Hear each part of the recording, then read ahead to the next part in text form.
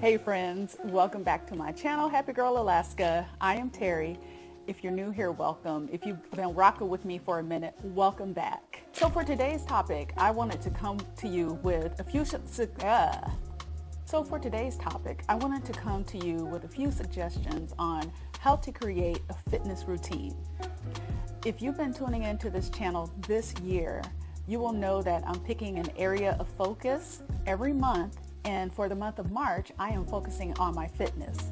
Now, I have been incorporating some things ever since last year, but I really wanted to zero in on and focus on developing a fitness lifestyle. So we all know that fitness is beneficial. It's great for agility. It's great for boosting your mood, your self-esteem, giving you more energy. But for some reason, as we begin to age, and especially when we hit middle age, our fitness aspirations start to taper off. Following a healthy fitness routine has been shown to reduce chronic illness, improve sleep, and it helps you to lose unwanted body fat and weight. All right, so what I'm going to do right now, we're going to go ahead and get into it. I'm going to offer you 10 suggestions on how to develop a fitness routine or a fitness lifestyle. All right, so number one, I would suggest figuring out what are your fitness goals. All right, are you looking to lose body fat? Are you looking to lose weight? Do you want to get stronger? Or do you just want to move more? Now, I'm saying fitness because I really enjoy going to the gym and working out, but you can also replace that or think of fitness as any form of movement where you're moving your body on a consistent basis and revving up your heart rate. So in the process of defining your fitness goals, what you also want to do is try and shoot for a goal that you can measure. So how many minutes of exercise do you plan to do? How many days a week do you plan to do it? Because if you can't measure it, then you can't really track your progress. And if you're not able to track your progress, a lot of times you will lose interest. Okay, so number two, you want to try and figure out what your fitness level is. And a really good way to do that is you can go to a fitness facility. So I know Planet Fitness used to do this. They would have someone that it's like a fitness consultation. They would set you up with a personal trainer, and you would come in and they would test your fitness levels to give you a baseline so that you can understand where you're at. I think some people, they go into it a little too gung-ho and they end up injuring themselves, and you definitely don't want to do that. You don't want to quit before you get started, right? So I would recommend meeting up with a professional. So another thing you can do is schedule an appointment with your general practitioner so that they can either get you lined up with someone, or maybe they themselves can conduct a fitness assessment on you. I believe fitness assessments are covered by most health insurances, so you'll want to double check on that and make sure. Another thing you can do is check your pulse rate before you exercise or your body movement, and then check it again afterwards to get a really good baseline of where you're at. Now, I feel like another really good way to assess where you're at, and maybe it kind of correlates with fitness, but it's something that is a result of your fitness level. So what you'll want to do is measure your body. So what I like to do is I measure my neck, I measure my shoulders, I measure my chest, my waist, my wrist, and my hips. Now, especially if you go to a personal trainer or a doctor, they're going to measure your thighs, they'll measure your calves, they'll do the whole gamut. So that's why I always think it's if you want to get a really good baseline on where you're at, go seek out a personal trainer or a doctor who can do that for you, because not only will they test your fitness levels, they can also give you very well detailed measurements, body measurements. All right, so I think a really good way to ease into a fitness routine is to say, all right, I am going to try and get in anywhere from 75 to 150 minutes of activity per week. And I feel like this is a really great way to do it, because it's not, so if we say, for instance, if we say we're going to do 75, then all you have to do is Oh gosh, math. If you're shooting for 75 minutes, yeah. So if you're shooting for 75 minutes a week, what that means is 5 days a week, all you have to do is 15 minutes of exercise. So if you can only do 3 days a week, then that's 25 minutes per day. You get what I'm saying? So you'll want to take a look at the number of minutes that you want to try and get in every week, and then the number of days that you're going to commit to meeting that time that you've set for yourself. And just because you start at 75 minutes doesn't mean you have to stay there. It's just a really good starting point, and what you can do is build up as you gain more endurance or you get more motivated to work out. You can increase your workout frequency. Okay, so that was number 3. So number 4 is do what you can to move your body a little bit each day. So what you want to do is make sure that you're taking into consideration if you have any type of injuries, any type of conditions that you need to think about. So I know for me, I have sciatica. I also have a slip disc. So I have to be really careful when it comes to doing things that involve my lower back. One of my knees is also injured. I fell off of a motorcycle several years ago, and it's never been the same. And then my left wrist, every now and then it will start popping. So what I do is I try and I listen to my body. So if I feel like something is going to be tweaked a little bit, then I'll pull back. Now, as far as my back is concerned, I do have a back brace that I do wear when I'm lifting weights. Sometimes I wear it when I'm doing my, sometimes I'll wear it during my cardio sessions as well. But again, you want to make sure that you're paying attention to your body and that you're easing into a fitness routine if it's been a while since you participated in one. Right, number 5, and this really does work for me, is I build working out into my schedule. So a lot of times you will find me in the gym anywhere from 7 a.m. to 8:30 because I like to do an hour and a half. Well, anywhere from an hour to an hour and a half for my workout sessions. And what I find is that if I choose to go at the same time every single day, I start looking forward to that time frame to go and work out. And it also helps when I listen to music or I have an audio book on, something that's kind of taking my mind off the workout, but not so much that I'm not getting the maximum benefits, because especially if you're weight training, what you're wanting to do is focus on whatever muscle group it is that you're training, because you want to get that mind to muscle connection. But it's nice to have something kind of playing in the background, and it helps to make it a little bit more enjoyable while you're working out. So I would definitely suggest setting or scheduling a time for your workouts and try to stick to that time frame whenever you go and work out. Okay, so number 6, I'm one of those people that will get kind of bored if I'm doing the same thing each and every single time I go to the gym. So typically for me, when I go to the gym, I will do a full day of cardio and abs, and then on the alternate day, I will do a full body workout with free weights, abs, and then I'll do about 30 minutes of cardio. So switching it off like that keeps it interesting for me. And typically what I'll do is I will stick with that type of routine for about 3 months, and then I'll change it up more. Either I'm adding more sets or adding more reps. Sometimes I add more sets, increasing the weight. And maybe if I'm doing the treadmill, I like to use the incline. Maybe I'll ramp it up or I'll increase the speed, something to keep it interesting.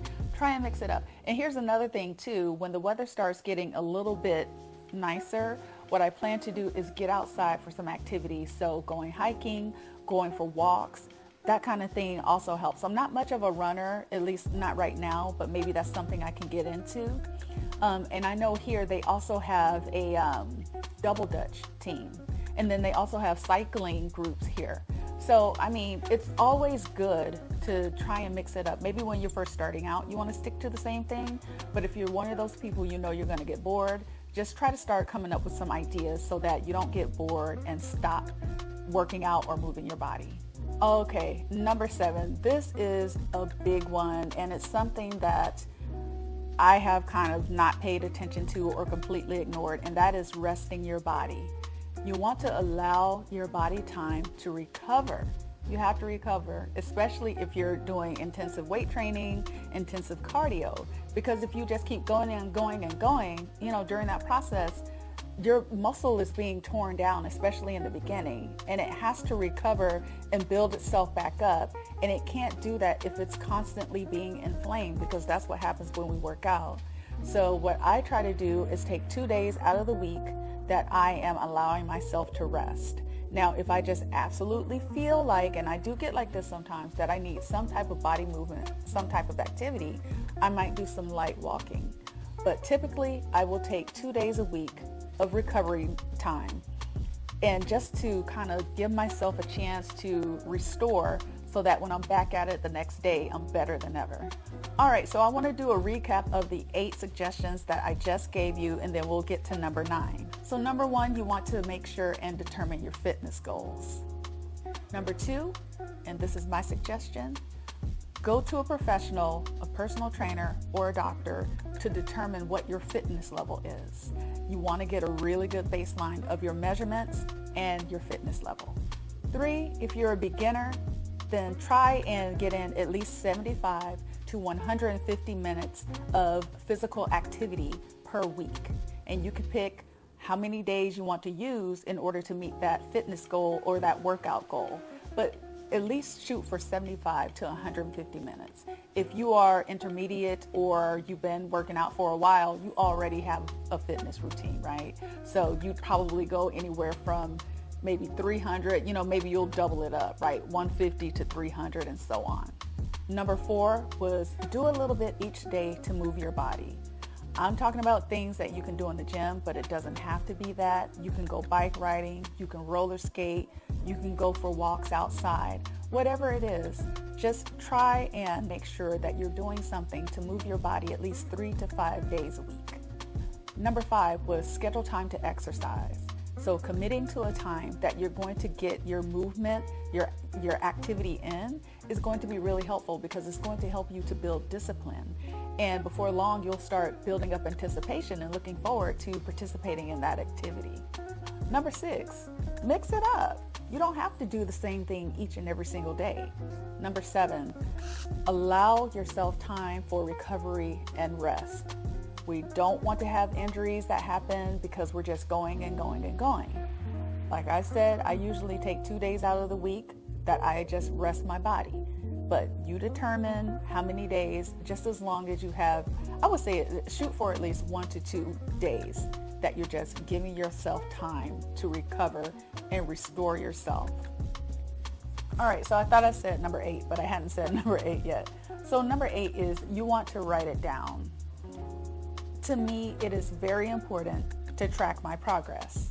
So from a weight training perspective, I write down how many sets I'm doing, how many reps. I write down the different types of exercises that I do. Another thing is I write down, And I also write down how much weight I am lifting. Because the thing is, and I put the date that I work out as well. Because the thing is, I want to be able to see my progress. I know when I first got back in the gym with weight training, I was doing 2 sets of 10. And then I increased it to 3 sets of 15. And that's where I'm at now. But it's just really cool to see, well, when I first started out, I could barely complete the second set when I was curling 10, 15 pounds, right? But seeing my progression is something that motivates me and keeps me going. And then the same thing when I'm on the elliptical. I used to hate the elliptical. I could maybe do 10 to 15 minutes. Now I'm up to a half hour. And just writing it down every day. Yeah, I went from 20 minutes to 30 minutes on this day. I'm one of those people, I love to track stuff. So if you're not into that, that's fine. But for me, I think it's really helpful, especially if you're just starting out on a fitness routine. It's good to write down what you're doing and tracking your progress. All right. And then number 9, you want to start your fitness routine. So you put all this time and effort into all these other things that I just mentioned to you. Now you need to put it into practice. If you feel intimidated about going to the gym, because I know some people do, some people have social anxiety, why not pull up a YouTube video that has a workout regimen, or cut on some music and just start dancing in your apartment or whatever. Go for a walk outside. You don't have to go to the gym, is basically what I'm trying to say. But whatever it is that you feel is going to hinder you from starting your fitness routine, you're going to have to get past that. You're going to have to figure out ways that you can start, because you can do all the planning in the world. Don't get me wrong, I'm a planner. I love to plan. But if you don't start, what good is it, right? So just make a commitment and make an effort to start your fitness routine. And then number 10, and I've said this before, but I want to say it again, listen to your body. Now, it's okay to push yourself beyond what you would normally do, but at the same time, you don't want to do that at the risk of injury. I always feel that it's great if you have a friend or maybe a coworker or a relative, someone who's kind of been working out for a minute. And this is what I find. People who enjoy working out enjoy giving you advice. They enjoy helping people because they know all the benefits that can come from it. So maybe try and recruit somebody to come to your home if that's where you're going to be working out, or come with you to the gym to make sure that you're using the correct form, the proper form when you're performing your workout. But I say all that to say this: definitely listen to your body. Progression is the key to long-term results. You don't want to rush anything at the risk of injury, because what that's going to do is shut down all of your efforts, right? So definitely listen to your body. All right, so I hope you found this video helpful. If you did, please give it a thumbs up. Comment down below. I'd be interested to know if you have a workout routine. If you do, if you could list it down in the comments, that would be awesome. Again, I'm going to recap and list what my current workout routine is. If you don't have a workout routine and there are barriers that are preventing you from coming up with one, list it down in the comments. The YouTube community is amazing, and there are so many helpful people out there. If you have a fitness routine and you kind of started and you stopped, guilty, let's talk about that too. Let's help each other stay accountable, be accountability partners, so that we can reach our body movement and fitness goals. All right? So again, thank you so much for watching. And I'll see you. I'm just having trouble speaking. Thank you so much for watching, and I will see you in the next one. Take care. Bye.